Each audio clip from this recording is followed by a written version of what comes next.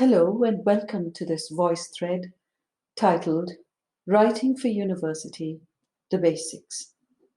My name is Vidya Natarajan and I'm the Writing Program Coordinator at King's. I hope you had a good summer and are eager to get started in your courses. In many of your courses, you will be asked to use writing tasks to think about your discipline, to read key texts, to display your knowledge, to sharpen your critical thinking abilities, and to deepen your engagement with the course materials. In other words, you will be asked to write in order to learn. This means then that you have to learn to write for university. Academic writing is different in some ways from any other kind of writing. To do it well, you will need to develop, practice, and display a range of very specific skills. This voice thread gives you a quick overview of the kinds of expectations your instructors will want you to meet as you submit written work in their courses. It was created by The Right Place, the Writing Support Center at King's. We will be offering online text-based or video-based tutoring to all students throughout this year. You can pause the voice thread and review the contents of a slide at any point. Happy listening.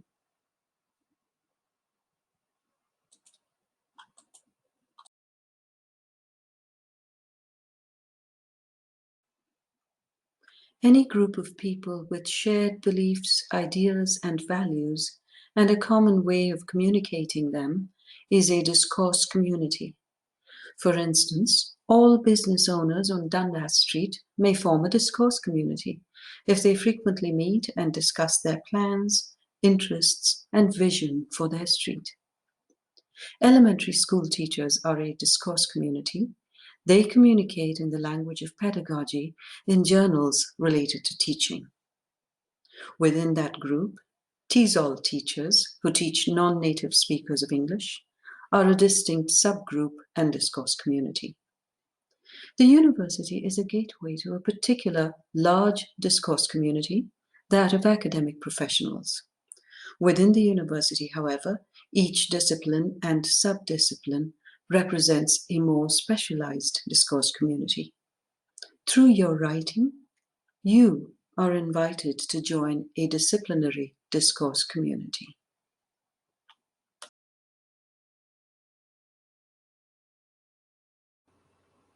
Your university professors, experts in their disciplines, live and breathe academics. They read articles for breakfast, consume calls for papers instead of coffee, and sleep on theoretical frameworks instead of beds. They hope to develop in you the skills that they use as they navigate information, apply critical thought, generate ideas, exercise judgment, and find solutions. The skills you will acquire, the theories you will be exposed to, and the value you will attach to critical thought will be transferable to your career and to your life as a citizen. This is why they invite you to join their academic discourse communities.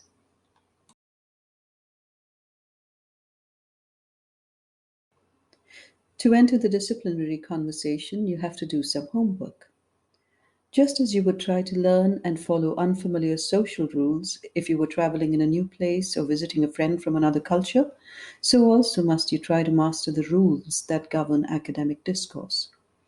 For example, scholars in most subjects will only be taken seriously if they can use a formal academic tone, if they do substantial research, if they acknowledge their sources through citation, and if they present their work without annoying grammar and spelling errors.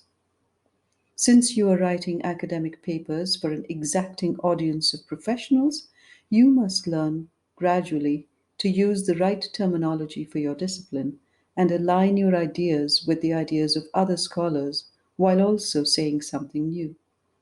All this will be rewarded with high grades.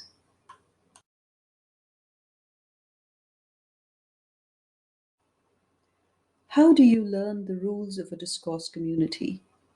Gradually and systematically, through exposure to examples and models. You are asked to do research towards your own writing projects precisely so that you can have opportunities to read widely and deeply in your discipline. Learn to distinguish between texts you can skim through, looking for specific information, and texts and resources that will be solid models of good writing in the discipline. Sit down and make notes on at least one or two such resources every time you do an assignment. Instead of quickly extracting a sentence or two from a source just to prove that you've done some research, unpack it to see how the author has approached their topic, how the abstract has been structured, what has gone into the introduction, and so on.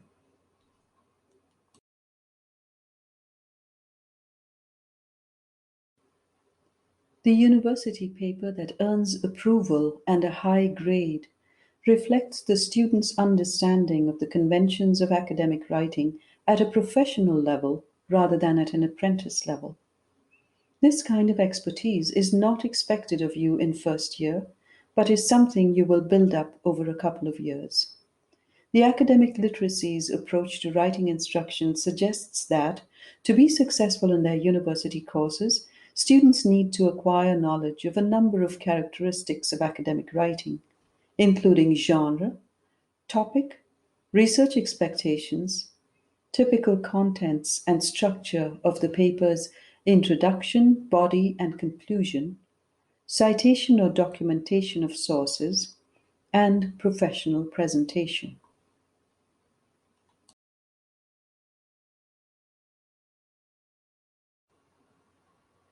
Let's look at the issue of genre. In academic writing, you're not usually free to organize and present your research or ideas in any way you please. You may have explored genres like literary analysis or research essays already. Be prepared, when writing for university courses, to investigate the requirements of the genre that you have been asked to write in. A lab report, a reflection essay, an essay proposal, a case study, or a marketing report will have its own guidelines for what you can and cannot include, and for tone, formality, word choices, sentence length, how to address the audience, and so on. Here's a useful tip. If you know what genre you have to write in and are looking for advice on what it contains, do a search with its name and the phrase Writing Center in the search box.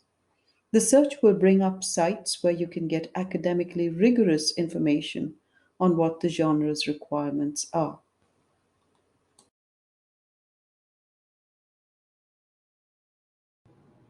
In high school, you may have been asked to write an essay on, say, recycling and the environment or the importance of civic engagement. For university assignments, your topic is seldom as generic as this.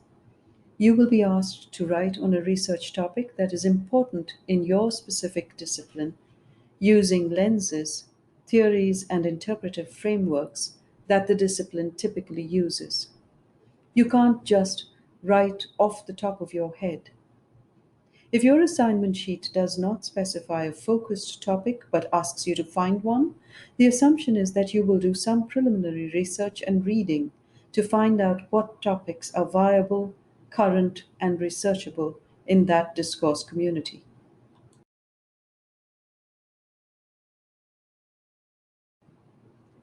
While journal entries and response papers or forum posts may be short assignments, academic research papers sometimes need to showcase knowledge acquired and critical thinking done over a whole term.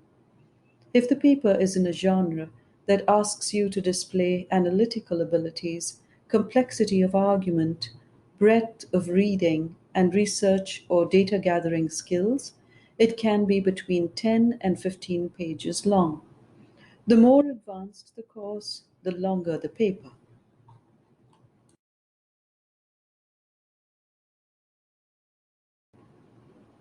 While you may have gotten away with foraging on Google or Bing for material for a high school essay, Your university paper must usually reference scholarly sources.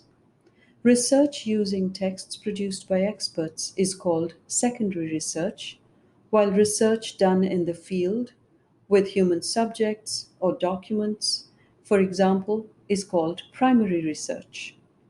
When you do secondary research for an academic paper, you are expected to use peer reviewed sources, materials produced by scholars whose work has been vetted by their peers in the discipline. You must therefore acquire skills in doing library and database searches, in judging which sources are useful and credible and which ones are not, in taking notes from them without mixing up your own words and the words of the authors, and in keeping track of your sources down to the page numbers of small quotations.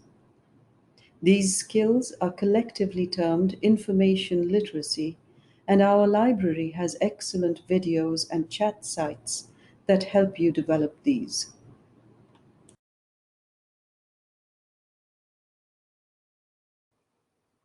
The academic paper has a well-defined structure, though this structure changes slightly from discipline to discipline.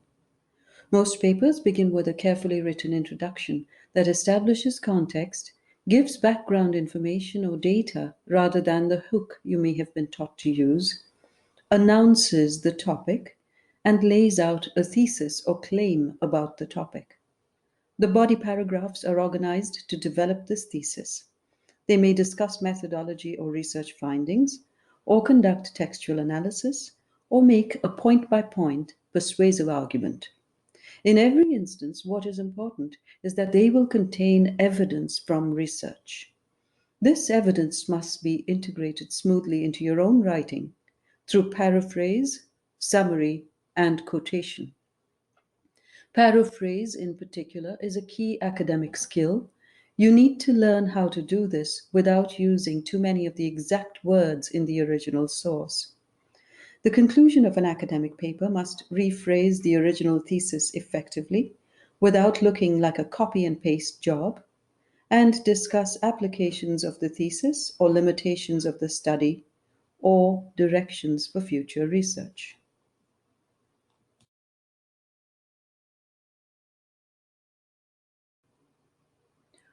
All the research sources from which evidence has been drawn must be duly acknowledged in the university paper.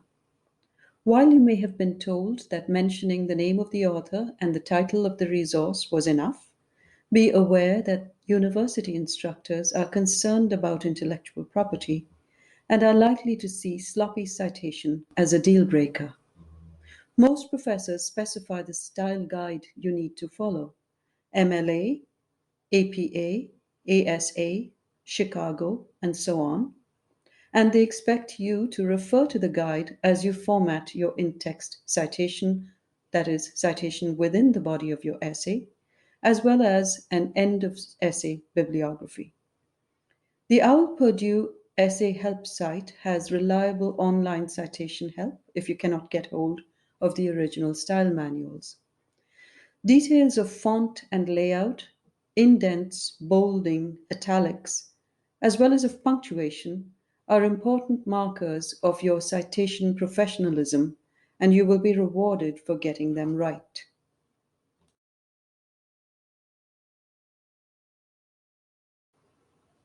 Finally, the well-written university paper is formatted neatly, typically double-spaced, with a 12-point font and default margins.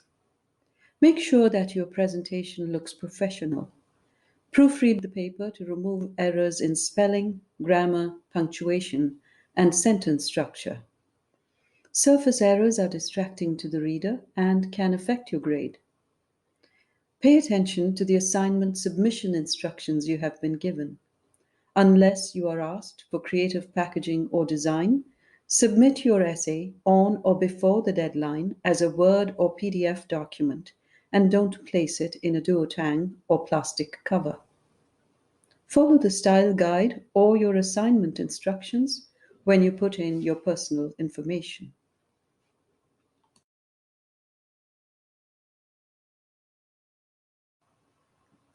You may feel you have a good deal to learn about the process of writing for university, or you may feel that you already know most of the steps involved in writing a good academic paper, but would like a second pair of eyes to look over your assignment before you submit it. One very effective way to make quick progress is to book a tutoring appointment at the right place and meet a friendly tutor online. You can contact the right place for assistance at any stage of the writing process, in any subject. Our tutors will help you brainstorm around your topic, outline your essay or revise it, strengthen your thesis, or learn more about avoiding common grammar errors. Tutors will work online with you one-on-one using either text or chat or in a video call.